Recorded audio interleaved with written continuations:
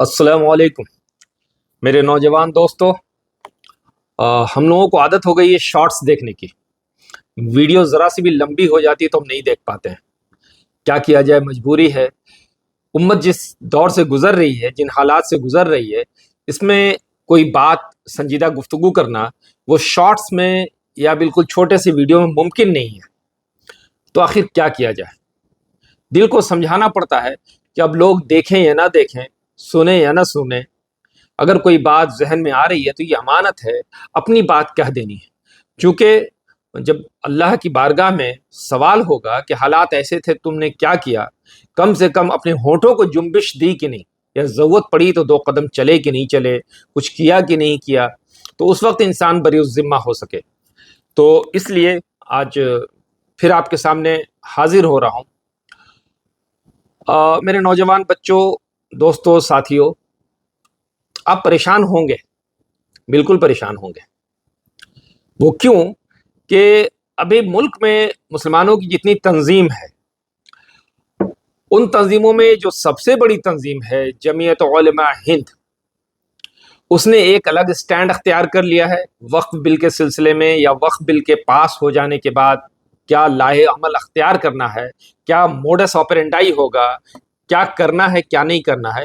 तो उसने उसने अपना एक अलग स्टैंड बना लिया है। और all India Muslim personal law board ने एक अलग स्टैंड बना लिया है।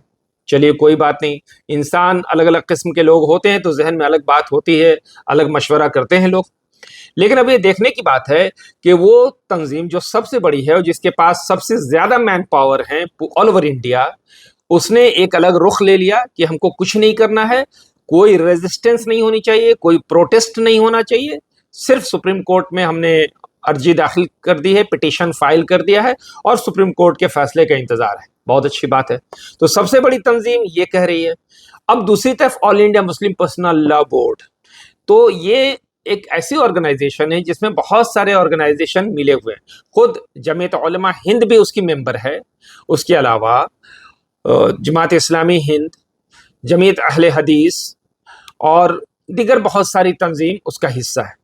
लेकिन इन सब के पास मैन पावर ज्यादा नहीं है, ये आपको गौर करना होगा। मैन पावर सबसे ज्यादा जमीयत उलमा हिंद के पास है। तो इन दोनों का अलग अलग स्टैंड हो गया। All India Muslim personal law board कह रही है कि हम संविधान के दायरे में पुरअमन तरीके से, यानी शांतिपूर्ण तरीके से अपना गम और अपना गुस्सा जाहिर करते रहेंगे, ये कह रही है। लेकिन कैसे करेंगे? अब तो उनके पास मैन पावर बहुत ज्यादा है नहीं। जिनके पास मैन पावर है वो कह रहे हैं कि हम सुप्रीम कोर्ट के फैसले का इंतजार करेंगे। चलिए, उनकी बात हुई, बड़ों की बड़ी बात है। मैं ये जानना चाह रहा हूं, बल्कि मुझे एहसास है कि मुझे खुद परेशानी हो रही है कि मैं एक आम शहरी होने के नाते मुझे कौन सा स्टैंड लेना चाहिए, किसकी तरफ जाना चाहिए। और आप नौजवानों को भी ये परेशानी हो रही होगी कि क्या करें क्या न करें। किंग कर्तव्य विमूढ़ भी वाली स्थिति जो होती है वो वाली। तो अब बताइए आप ही कि इसमें क्या किया जाए। मेरे जहन में कुछ बातें आ रही हैं, उन बातों को मैं चाह रहा था कि आपसे शेयर करूं। मैंने पिछले वीडियो में इसलिए कहा था कि हमारे नौजवानों को थोड़ा पढ़ना होगा। पढ़ने से क्या होता है कि बात समझने का, सोचने का, बात को एक्सप्रेस करने का सलीका आ जाता है। नहीं पढ़ते हैं तो अलल टप, कोई रोकने वाला तो है नहीं। हाथ में एक छोटी सी डिबिया है, ये इसको ऑन किया, छोटी सी वीडियो बना दिया। तो फिर क्या होता है, अलल टप हम कोई ना कोई बात करते चले जाते हैं। उन बातों में क्या होता है कि बाज़ औक़ात शिरकिया बातें निकल जाती हैं और कोई ऐसी बात भी निकल जाती है जो अल्लाह और अल्लाह के रसूल को नाराज़ करने वाली होती है। कम से कम थोड़ा मुताला होता है तो इंसान को ये समझ में आता है कि हम हुदूदुल्लाह के अंदर हैं कि नहीं, हमारी बात हुदूदुल्लाह के अंदर हो रही है कि नहीं, अल्लाह ने जो बाउंड्रीज खींची है उसके अंदर हो रही है कि नहीं। तो ये बात करें, ये होनी चाहिए कि थोड़ी तालीम हो। दूसरी चीज़, हमारे वो साथी नौजवान, उन्होंने हमसे कहा कि साहब आप हर वक्त अमन अमन अमन शांति की बात करते रहते हैं और सब्र की बात करते हैं, तो फिर बताइए हम क्या करें। अगर ऐसी बात है तो इस्लाम में फिर बदर की लड़ाई क्यों हुई, उहद की लड़ाई क्यों हुई, खंदक की लड़ाई क्यों हुई? बहुत अच्छी बात है, आप बहुत अच्छी बात कर रहे हैं। लेकिन आपको एक बात जहन में रखनी होगी सर, کہ بدر سے، احد سے اور خندق سے پہلے تقریباً 13 سال یا 14 سال کا وقفہ کہہ لیجئے، یہ وہ وقفہ گزرا ہے جس میں ان لوگوں کی تربیت ہوئی ہے، ٹریننگ ہوئی ہے. وہ ٹریننگ اسپریچول ٹریننگ سب سے بڑی ٹریننگ ہوئی ہے، وہ اسپریچول ٹریننگ. وہ قوم جو پروفٹ محمد کے آنے سے پہلے بالکل جاہل طرح کے لوگ تھے، بدو تھے، ان کو جینے کا سلیقہ نہیں معلوم تھا، کھانے پینے کا سلیقہ نہیں معلوم تھا، کوئی چیز نہیں جانکاری تھی ان کو کتاب و سنت کے مطابق ان کو علم دیا گیا، ان کا تزکیہ نفس کیا گیا، ان کی اسپریچول ٹریننگ کی گئی. جب اسپریچول ٹریننگ ہو گئی اور ایک ڈسپلینڈ جماعت بن گئی، پھر اس کے بعد حالات آئے تو اس حالات پہ کون سا ریاکشن کرنا ہے، کیسے ریاکشن کرنا ہے، اس کے لیے وہ یونٹ تیار تھی. لیکن ابھی یہ بھیڑ جس کی کوئی تربیت نہیں ہوئی ہے، جو میں بار بار کہتا ہوں، جس کا توحید کا معاملہ پھنس رہا ہے، توحید کا معاملہ. آپ سوشل میڈیا پہ دیکھیں گے بعض اوقات پوسٹ ایسے رہتے ہیں، کھٹاکھٹ وہ ڈالتے رہتے ہیں جو پورے طور پہ شرکیہ سینٹنس ہوتا ہے، شرکیہ سینٹنس بنداس کر رہے ہوتے ہیں. تو جن کی ابھی توحید ہی کمزور ہے، جن کی ابھی اسپریچول ٹریننگ نہیں ہوئی ہے، پھر ایسے لوگوں کو لے کے آپ کون سا ریزسٹنس کر سکتے ہیں؟ کیا کر سکتے ہیں؟ کچھ نہیں کر سکتے ہیں. ہمیشہ یاد رکھیے کہ بھیڑ جو ہوتی ہے نا، مطلب جو ڈسپلینڈ بھیڑ نہیں ہوگی، وہ بھیڑ کوئی ڈسٹرکٹیو کام تو کر سکتی ہے، کنسٹرکٹیو کام نہیں کر سکتی ہے. اسی کو شاعر کہتے ہیں کہ تو خاک میں مل اور آگ میں جل، جب خیشت بنے تب کام چلے، ان خام دلوں کے عنصر پہ بنیاد نہ رکھ، تعمیر نہ کر. تو ٹریننگ کے لیے خاک میں ملنا پڑتا ہے اور آگ میں جلنا پڑتا ہے. جب آگ میں جل کے تب کے کندن بن جاتے ہیں، پھر کوئی پازیٹیو کام، کوئی کنسٹرکٹیو کام ہم کر سکتے ہیں. لیکن ابھی وہ اسٹیج ہے ہی نہیں، ہماری تربیت نہیں ہے. سر آپ کہیں باہر نکلتے ہیں، آپ ذرا نکلیے محلے میں، اپنے محلے میں نکلیے، آپ چوک چوراہے پہ دیکھیں گے ہمارے نوجوان موبائل کو لے کے بیٹھے ہوئے ہیں، بالکل یہ ڈفرینٹ جگہ، الگ الگ جگہ پہ چوک چوراہے پہ وقت ضائع کر رہے ہیں. اور ہمارے نوجوانوں کو بھٹکانے کے لیے مسلسل کچھ نہ کچھ ہے. کبھی ورلڈ کپ ہے، کبھی IPL ہے، کبھی یہ ہے، کبھی وہ انڈین آئیڈل ہے، کبھی کچھ ہے، کبھی کچھ ہے. مسلسل ایک مشغلہ ان کے لیے ہے تاکہ ان کو فرصت نہیں مل سکے کہ وہ کچھ پازیٹیو سوچ سکیں. ان نوجوانوں کے بل پہ آپ کچھ کریں گے؟ نہیں سر، نہیں کر سکتے. وہ ڈسٹرکٹیو ہوگا. اور ڈسٹرکشن کو سمجھیے، ڈسٹرکشن آپ کو برباد کر کے رکھ دے گا. آپ کو کوئی بھی کام کرنا ہے قانون کے دائرے میں، کوئی بات کہنی ہے قانون کے دائرے میں، سمویدھان کے دائرے میں، شانتی سے ہی مسئلے کا حل نکلے گا.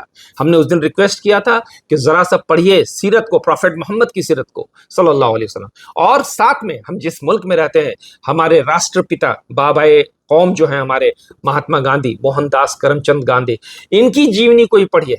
آپ کو معلوم ہوگا کہ دشمنوں کو ملک سے بھگا دیا، انگریزوں کو بھگا دیا بغیر کسی ہتھیار کے. ان کے پاس ایک چیز تھی، وہ تھی ستیاگرہ، وہ ہے پیسیو ریزسٹنس. اس کے لیے وہ ٹف زندگی جینا پڑتا ہے، جہاں پہ انگریزوں کی لاٹھیاں لوگ کھاتے تھے اور آواز نہیں اٹھاتے تھے، لیکن لاٹھیاں کھاتے چلے جاتے تھے. کیا ہمارے پاس ویسے لوگ ہیں کہ ظالم آئے ہمارے پاس، ہمارے اوپر اٹیک کرتا ہے، مارتا بھی ہے، لیکن ہم تھوڑا برداشت کرتے ہیں تب تک جب تک کہ کوئی حل نہیں ہے ہمارے پاس؟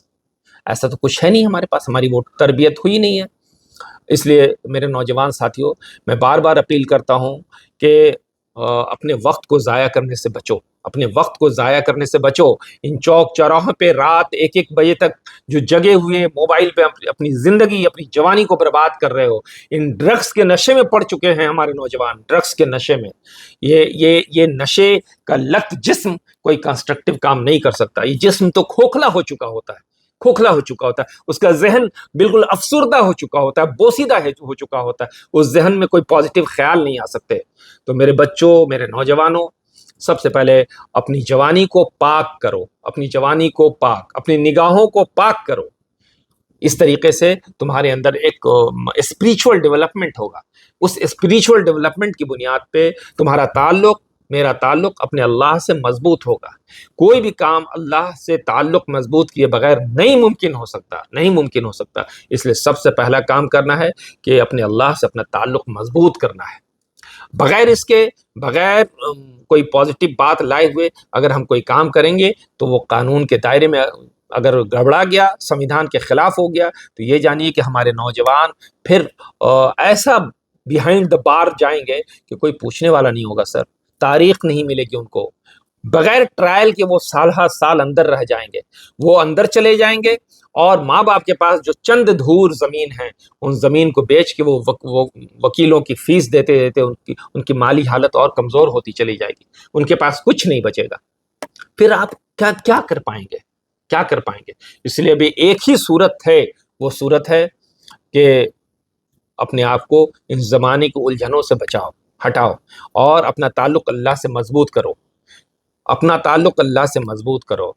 उसके साथ जो आज दुनिया की तालीम है, साइंस की तालीम, मैथमेटिक्स की तालीम, कंप्यूटर साइंसेस की तालीम, आर्टिफिशियल इंटेलिजेंस का ज़माना है, इस ज़माने में आला से आला बेहतरीन तालीम लेने में लग जाओ, लग जाओ। तुम 2 रोटी कम खाओ, आधी रोटी खाओ, भूखे पेट रहो, लेकिन तालीम हासिल करो।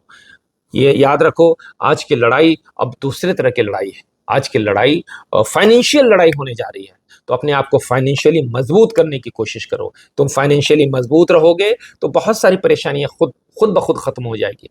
सब आपके चारों तरफ आपके दुश्मन नहीं है, उसकी बहुत बड़ी वजह कि हमारी हरकत ऐसी है कि लोग दुश्मनी पर उतारू हैं।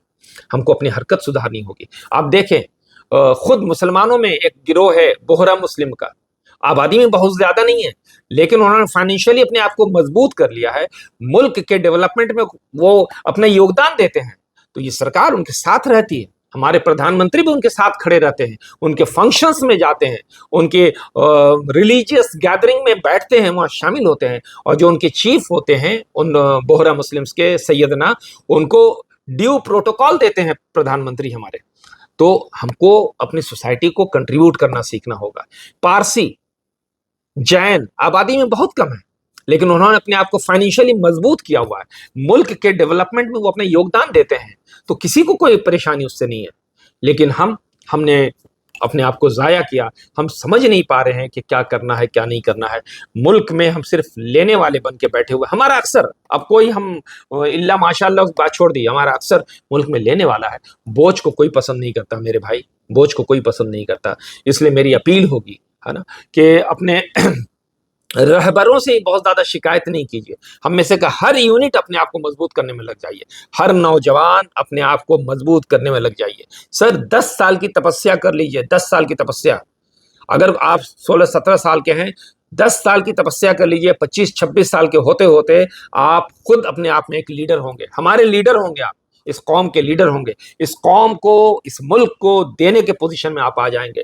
ये दुनिया फिर आपको सलाम करेगी। लेकिन एक तपस्या कीजिए 10 साल का, शांति के साथ यकसू होके अपने आप को कंसंट्रेट करा के अपनी अपनी अपनी निगाहों को, अपने दिमाग को किताबों में, साइंस में, मैथमेटिक्स में, ज्योग्राफी में, जो सब्जेक्ट आपको अच्छा लगता है, और लेकिन ज़रूरी है कि जो वक्त का तकाजा है, आज ज़माना कंप्यूटर साइंस का है, आज ज़माना मैथमेटिक्स का है, आज ज़माना फिजिक्स का है, तो उसमें लगना पड़ेगा। जब हम लगेंगे तो फिर इंशाअल्लाह रास्ते खुलेंगे। जो छोटी सी बात, टूटी फूटी बात मेरी समझ में आई, मैंने आपके सामने अर्ज़ किया। मैं बार बार कहता हूँ कि मेरी बात पत्थर की लकीर नहीं है, उसमें बहुत सारी गलतियाँ हो सकती हैं। मैं हमेशा वेलकम करता हूँ कि आप अहसन तरीके से मेरी बात की तरदीद करें, आप काटें कि नहीं डॉक्टर साहब यहाँ पे ये बात आपने गलत कह दी, इसको ऐसे कहना बेहतर होता। तो मैं बिल्कुल तैयार रहता हूँ, 3 सेकंड का वक्त नहीं लूंगा, रुजू कर जाऊंगा, अपनी बात से वापस हो जाऊंगा। लेकिन गौर तो करना होगा ना, वक्त तो देना होगा।